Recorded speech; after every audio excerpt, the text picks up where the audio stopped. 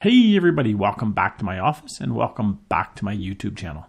So in today's video, I want to talk about the top 3 reasons that you're getting out of focus pictures in 2023 and what you can do about it. Now there's more than just this, but this is what I've been seeing in the last, a few months, last year.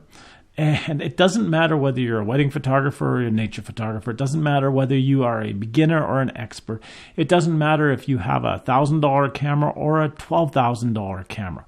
It makes no difference. These are the things that I'm seeing. All right, so let's start with the number one. The biggest problem that I'm seeing is pretty simple: camera movement. And again, I don't care how expensive your camera is. I don't care how many stops of vibration reduction or image stabilizing it has. I just don't care, because if you are moving your camera ridiculous amounts when you're taking pictures, you're going to have blurry pictures. How can you tell if you're moving your camera? Look at the pictures. Is everything moving in the same direction? Is everything blurry in the same direction? That means you're moving your camera. And here's what I see so many people do, is that they go to take a picture, they hold it with one hand, and when they take the picture, they push down like this, and they're dropping their camera. And this can be a little bit, or this can be a lot. And your camera cannot compensate for that. And again, I don't care how expensive, I don't care what brand you have. It can't compensate for it. And when you bring pictures in to have them printed, and I can see movement that is dramatic like that, I know how you're doing it. I know what the problem is. So don't move your camera. The worst thing you can do, the worst thing is to use the back screen and hold it out like this so that you're already shaking. And then when you take like this, don't do it. If you want to use the screen, if you're going to do that, at least put a hand underneath it to hold it up, and put a hand here. And when you take the picture, try not to drop it. People seem to have a habit of dropping their cameras. The best way, and I know it's not cool, it's not 2023, is hand on the bottom of the camera. Use this hand to zoom or to focus, whatever you want it for. This hand to take the picture, then put it up to your face like this and hold it against your forehead. That way it's going to be much more stable than just with one hand, even more stable than with two hands. It works. It works. There's no ifs, ands, or buts. It works. And again, I see it from all different levels of photographers, from pros that come in here and went, your wedding pictures out of focus, your nature pictures out of focus. I see it from beginners. Why is it always like this? Because this is what you're doing. So that's the very first one. And that's the big one. Number 2, very close. Number 2, 1 and 2, very, very close together. Number 2 is, I got this really nice camera. This camera's worth so much money, and my pictures are out of focus. I don't understand why my pictures are out of focus. It's got the best focusing system. It has face tracking, image tracking, bird tracking, this tracking, that tracking. But my pictures are out of focus. Yeah, your focus point was on the wrong subject. And I see this constantly in all different levels of photographers. Again, they rely too much and they don't double check what the camera is focusing on. If you're shooting a wedding and you have the bride and groom, and way behind the bride and groom is people in the wedding party, and you're trying for that out of focus look, and you're using a really shallow depth of field, and you take the picture and it just sort of happens to focus on the groomsman or a bridesmaid or whatever, it's going to be out of focus. So keep an eye on what's in focus, what it is actually focusing on. Don't rely on the camera so much to do everything. Yeah, sure, it's good. And I admit, today's cameras, even yesterday's cameras or the day before's cameras, they change them so often.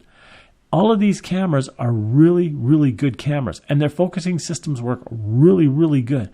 But guess what? There's a problem when you're relying on them and you're not double checking to make sure that they're focusing on what you want them to focus on. Likewise with animals, the same thing happens. People come in here with pictures. Oh, I shot this beautiful picture of an elk and it's all blurry. Why? Well, because the elk 3 miles behind it is perfectly in focus. But I don't understand.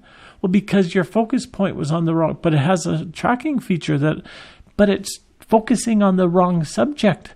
Look, this elk behind it is perfectly sharp, But I don't understand why. Because it's focused on the wrong. And then they'll go and they'll start taking pictures and they realize, oh yeah, it is focusing on the wrong subject. So keep checking your focus points. Number 3, another big one as well. And this one amazes me. If you change your camera, if you change the settings, if you change things, your camera's not going to work as advertised. Now, this one's a really stupid one, and this one you shouldn't be doing, but I see people do it all the time. If you take your lens from autofocus and put it on manual focus, it's not going to focus. Okay, that's pretty straightforward. But if you change a lot of the other settings in your camera, it's not going to work as it's supposed to. And I get this constantly. And hey, I don't mind. If you want to bring me in your camera, I will check the focus on it. I will check all the settings on it. I'll charge you $50 or $75 or $100, depending on how much time it takes me to do it. And I'll give it back to you and tell you what's wrong with it. I have no problem doing it. You can send your camera and your lens to Canon or Nikon or Sony or whomever and have them check it. And they're going to go through and check everything. They'll reset everything back to factory specs if that's what you want them to do. But if you're going to keep changing the settings, your camera's not going to work as it's supposed to work. It just doesn't work. I've told this story a number of times in my classes, and I think I've even included it on a previous video. A gentleman came in here a number of years ago to ask me about a problem that he was having getting good quality prints. As we were talking about that, he all of a sudden tuned completely out, and I could see that he had a question. I says, "What's your question?" He says, "My camera." It's okay. He says, "My camera's not working properly." And he changed the subject like 180 degrees. I says, "What's wrong with it?" He says, it's not getting good pictures. It's not sharp. It's not in focus. And I says, "Oh, this is what camera and lens do you have?" Well, he told me what camera and lens he had. It was a Canon camera and a Canon lens. And my jaw dropped. It was my dream camera and my dream lens of that time. And I went, "Really?" He goes, "Yeah, it's just horrible." He says, "I've sent my camera," and I think it was 6 times to Canon. I've sent my lens to Canon 3 times. And I've sent the camera and the lens to Canon, I think it was 2 or 3 times. And he says, "They have not been able to help me." And I says, "Well, that seems strange, but okay." He says, "If you want to bring it in, I'll do a test for you." Okay, yeah. Well, the next day, here he comes in, puts the camera and the lens on my desk, and my jaw's dropped. The drool's going out of my mouth. And I'm just looking at it going, wow, this is my dream system. He says, "Try it. Do whatever you want. Go for it." So I took the camera, walked outside the building, and took some pictures. One of the pictures I took was my big garbage can. You know those big square metal garbage cans, which is like, 5 feet from my door. I took the camera and lens, backed up, got it in focus, took the picture, came in here, put it on my computer, and went. It looked like the garbage can was moving at Mach 3. It was so out of focus. It was ridiculous. And I know my photography skills. I know what that camera and lens should do. And I went, huh? So I went outside again, took some more pictures, came back in, same results. I said, "Do you mind if I reset your camera and lens so that it's all reset?" He goes, "No, go for it." He says, "Try it. See what will happen." So I went through and I made sure the camera was reset to factory specs. I made sure the lens was everything was turned on right on the lens. I checked everything out. I made sure that the lens was on the camera correctly, did everything. Took it outside, took some pictures, came back in, and they were tack sharp. And I mean tack sharp. Now, I'm not blaming Canon. In fact, I know what Canon did. They did exactly what I did. They got the lens, got the camera, they reset it to factory settings. They made sure everything was turned on, turned off, whatever, so that it was back to factory settings. And they took some pictures and everything worked perfectly. Everything worked perfectly for me. Handed it back to the guy. He was ecstatic. He was he was shaking. "I'm going away this weekend. I'm going to take some pictures. I'll let you know how they worked." I said, "Okay." I says, "Shoot just as I've got it set up and see how it works." And he was just so excited. He went away that weekend, took some pictures, came back in the following week, and I says, "Well, how was it?" He goes, "Oh, it was kind of wet." I said, "No, how was the camera?" He said, "Oh, it was kind of windy." I said, "No, how was the camera?" "It was kind of cold out there." I said, "Now, how were the pictures?" And he goes, "Oh, the pictures." I says, "Yeah." And I was just like, "Come on, how are the pictures?" And he goes, "They were perfect." And I went, "Yes, yes, yes." He says, they were the best that this camera's ever shot. I went, yes, yes, yes. And he goes, now I have to go home and adjust the camera. I went, what? You're going to go home and do what?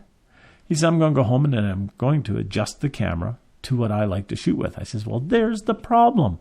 I says, when you adjust the camera to how you want to shoot with it, I says, you're not getting the right quality pictures because you're changing the settings on the camera, and the camera obviously can't do something for some reason because of your settings.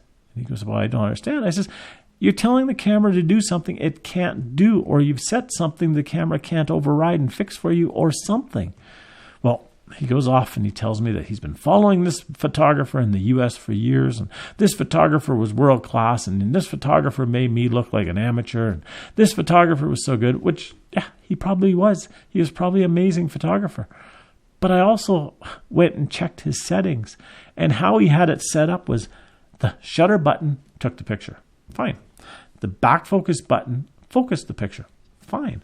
He had set up another button on the other side that used another thumb to set the exposure. Okay, so now you have picture, focus, exposure.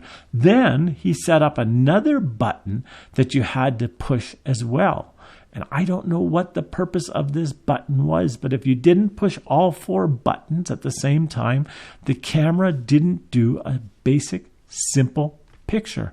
You had to shoot with these 4. And how do you shoot like this? And here was the problem.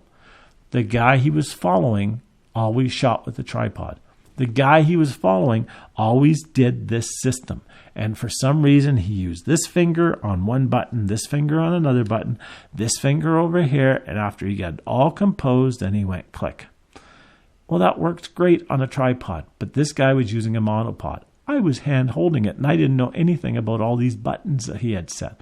I says, don't set the buttons. I says, shoot it the way that you want to shoot it, but don't change the buttons because the buttons are causing you your issue.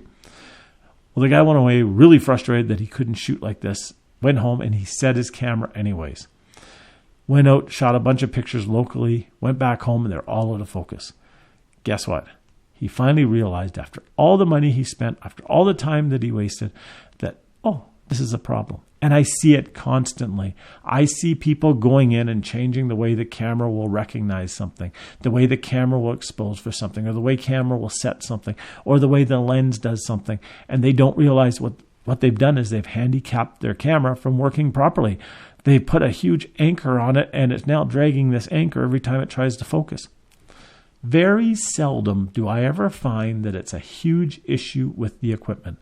Very seldom is it a broken lens. Very seldom is it a broken camera. It's usually those 3 things that make your pictures so blurry, so out of focus. And yes, there's a difference between out of focus and between blurry. Out of focus is when your camera focuses on something that you don't want it to. It focuses on a person standing behind the bride instead of the bride. It focuses on a tree in front of the bride instead of the bride. It focuses on something that's different. Blurry is when your camera is moving when you're taking the pictures. That's blurry. And a lot of people, and I mean a lot of people with expensive gear, struggle with this just as much as the beginners with basic gear. So if you want to make sure your pictures are good, if you want to make sure your pictures are sharp, there's 3 things that you can check. Yes, there's more, but those 3 things, check them, follow it, make sure you're doing it correctly, and you'll get better pictures. So until next time, have a great day. Take care, get out there and take some amazing pictures, and we'll talk to you soon. Bye-bye now.